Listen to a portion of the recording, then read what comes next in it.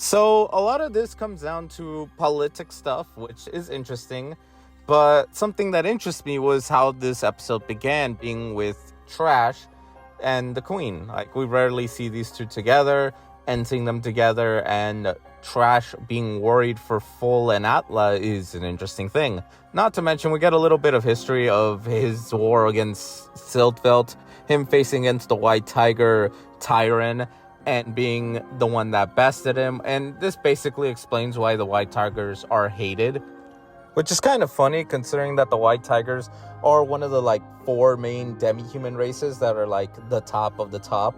Which, I mean, this is eventually shown because the Lion has been scheming in the background, and I have no doubt that he had some involvement with Tyron's death, because he basically puts, during the episode, after getting accused, and by the way, I fucking called it during the review too, because I thought to myself, Naofumi would want to poison himself or try to find an excuse to leave, but then I thought to myself, but he wouldn't necessarily poison himself. He'd let one of the two go nuts, and guess what? It's fucking Lion.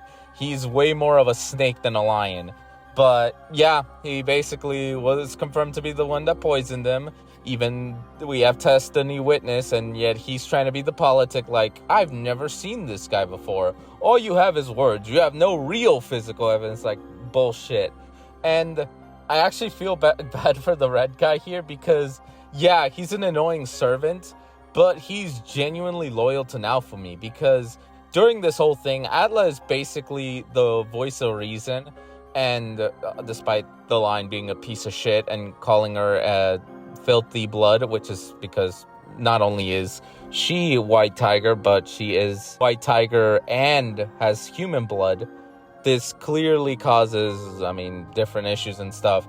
But she represents what it is for Siltfelt's people, that they all have a big depth to the shield hero. Because the shield hero, it's fun that she brings up, well, how did Siltvelt start it? Did it started as a kingdom?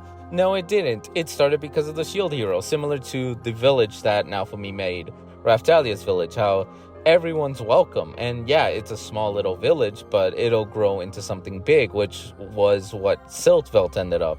How the shield hero basically, that time, had grown it to become what is essentially the country. Now, I do find it interesting that the Lion is trying to pull strings now that he cannot realistically get the shield hero by his side. He has to now play the schemes of, okay, well, since everyone was doubting, everyone's constantly fighting, and it's he's not the one that's prophesized to help us, the one that'll defend us from the waves, because he's in another country. Why is he in another country rather than helping us? So he's basically playing the word games.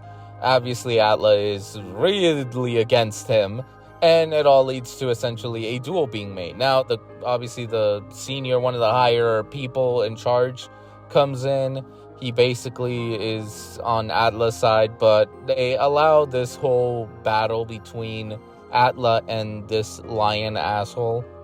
And I find it interesting and a bit cruel of Atla just dismissing her brother, saying that she can win and that he's gonna lose. It's yeah, you've beaten him, but this is the most determined he's been. And I genuinely believe in Cole. I think he's going to be the one to beat the Lion.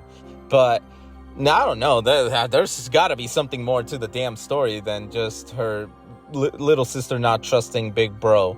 But that's obviously one side of the coin of things.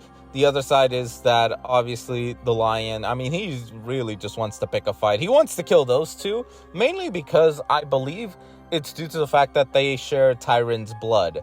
And he did so much to get rid of Tyron, because the goal is, now with this duel, if the Lion were to win, not only is the shield hero supposedly is going to serve, as what they want, or he wants, but he's going to want the White Tigers to be removed from the four main demi-human races and to have his race be one of the four. So he's trying to usurp the White Tigers.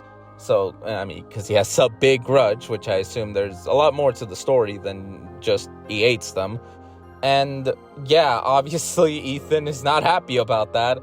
None of them are, and especially Naofumi, because that basically means he is fucked if he wins. And if Atla and Cole win, then basically whatever they wanted, which is to leave to the damn place they are supposed to go to, is going to pass.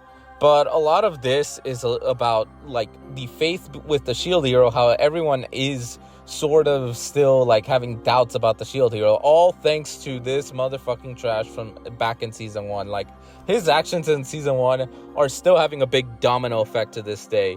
So, I mean, it kind of shows, like, he really did screwed over a lot of the things with the shield hero, and how the political stuff is insane.